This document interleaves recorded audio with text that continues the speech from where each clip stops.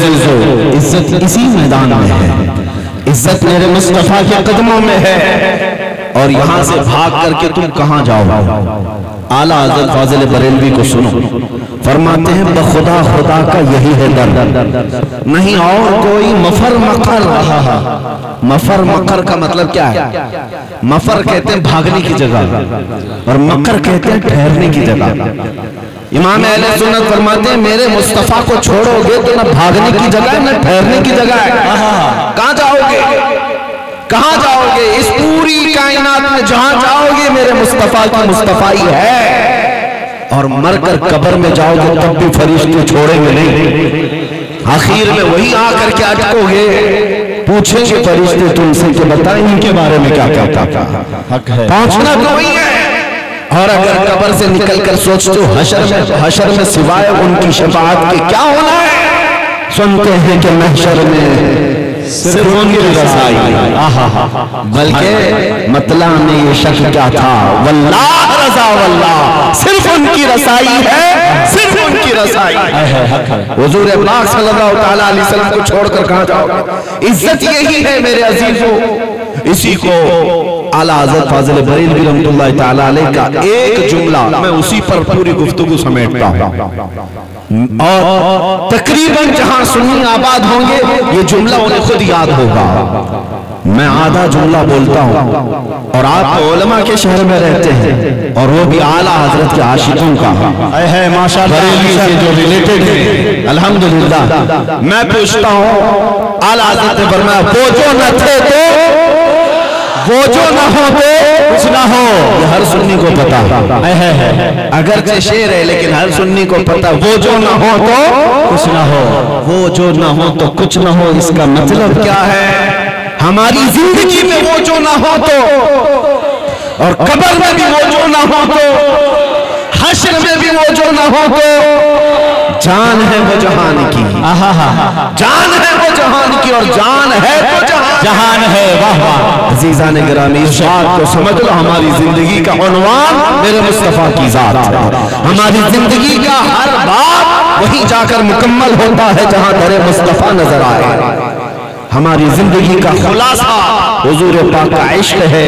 अल्लामा इकबाल कहते हैं, इकबाल ने ये कहा है, आबरूए मां सना में मुस्तफा, हम सब की इज्जत व आबरू मुस्तफा के नाम से वाबस्ता है। हर चेतरी दुनिया बादे मुस्तफा, जो कुछ भी इस दुनिया में है वो मुस्तफा के बाद है। सारे रिश्ते नाते ये सब हुजूर के बाद है। इज्जत इन्हीं कदमों में है। अजीज़ान गिरामी वक़ात, आपको याद होगा जब बिलाल हबशी को मक्का वाले पकड़कर जुल्म किया करते थे और इतना मारते थे कि उनकी पीठ का गोश्त गल गया था।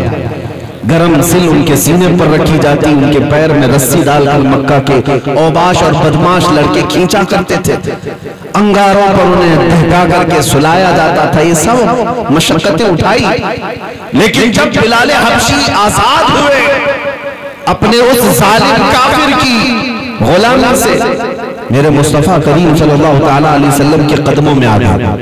सुनो, हजरत बिलाल हबशी जब नबी पाक सल्लल्लाहु तआला अलैहि वसल्लम के दरबार में रहने लगे, एक बार की बात है, हजरत अबू जर, वो भी सहाबी है, नबी पाक सल्लल्लाहु तआला अलैहि वसल्लम के दोनों सहाबी।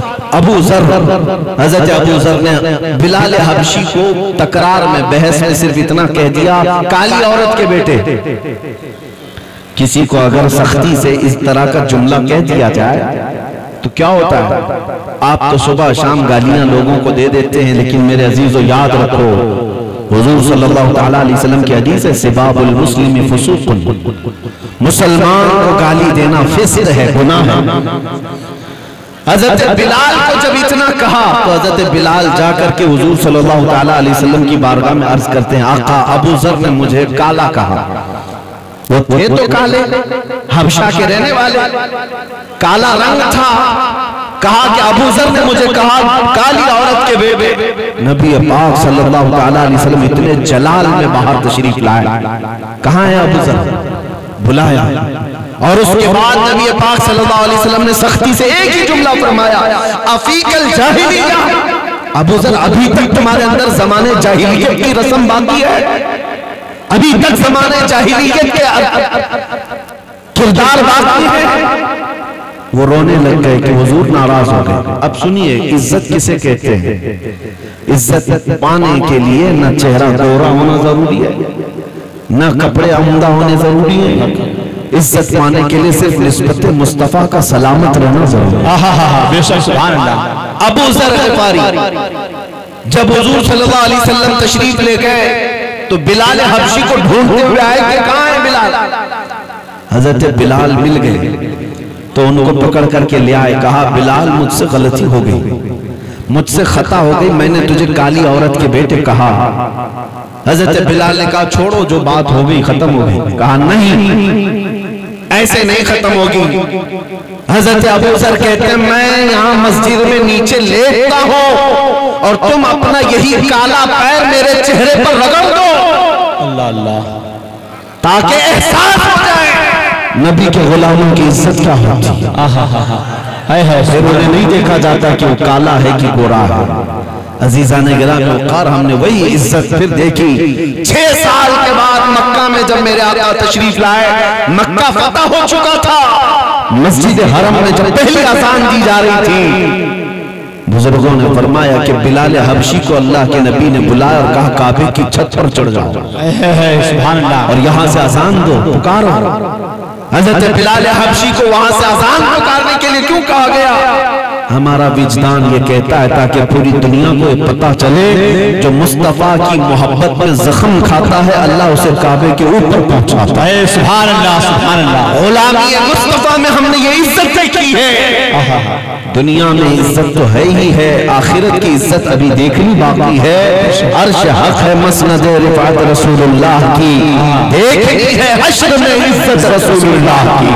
कुरान ने कहा वलिल्लाहिल इज्जतु वलि रसूलिही वलिल मुमिनीन। इस आयत के तहत मैं अर्ज करता हूं, ये जो मिंबर पर बैठे हुए हैं ये इतने उलमा हैं, गैर आलिम हैं तो उन्हें चले जाना चाहिए नीचे। मिंबर रसूल है, ये अमानत है उलमा के लिए। यहाँ जो बैठे हैं, क्या इनकी दाढ़ी टोपी की वजह से आपने यहाँ बिठा दिया? दाढ़ी टोपी वाले तो और भी हैं जी, क्या इनके जुब्बे कुब्बे को देखकर बिठा दिया? नहीं मेरे अजीजों, ये जो तुमसे ऊपर बैठे हैं सिर्फ निस्बत मुस्तफा की है। सुभान अल्लाह, मेरे मुस्तफा की शरीयत का इल्म हासिल किया, अल्लाह ने यहाँ तख्त पर बिठाया। सुभान अल्लाह। नबी पाक सल्लल्लाहु अलैहि वसल्लम से वाबस्तगी दुनिया में इज्जत देती है।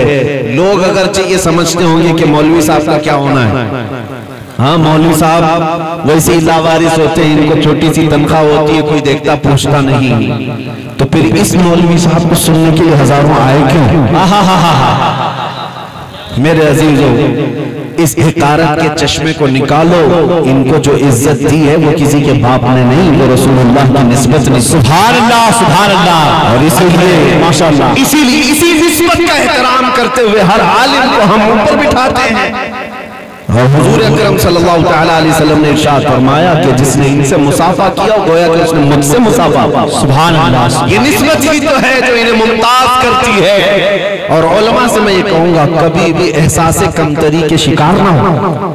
दुनिया अगर तुम्हें कम नजरों से देखती है तो ये इनकी बदकिस्मती है, उनकी आंखों पर गलत चश्मा लगा है। आप अपनी इज्जत इनकी आंखों में मत देखो, जाओ दरबार मुस्तफा में जाकर देखो। नबी पाक सल्लल्लाहु अलैहि वसल्लम की बारगाह में सच्चे दिल से हाजिर होकर देखो नबी पाक तुम्हें कैसे एजाज बख्शते हैं। इमाम अहमद बिन हम्बल 4 बड़े इमामों में से एक इमाम है जिनको 5 लाख हदीसें याद थी। सुभान अल्लाह, सुभान अल्लाह। यह उलमा की महफिल है, मैं आपको अर्ज कर रहा हूँ तवज्जो से। उलमा का भी अपना एक किरदार है, कैरेक्टर है, और उनकी एक जिम्मेदारी है कि वो हमेशा हक बोलने का वादा करके आए अल्लाह से।